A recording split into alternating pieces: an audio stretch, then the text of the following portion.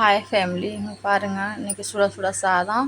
இது வந்து மோர் குழம்பு, சவ் போட்டு மோர் குழம்பு, முட்டை ஆம்லெட்டு,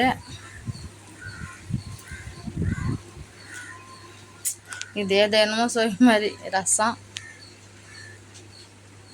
கார குழம்பு,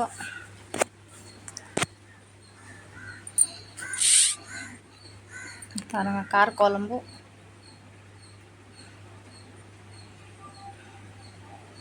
அப்பளம். இதுதான் இன்றைக்கி மதியானத்துக்கு டின்னரு,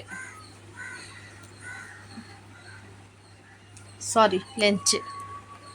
டின்னர் தான் நைட்டில் சொல்லுவாங்க, லன்ச்சு.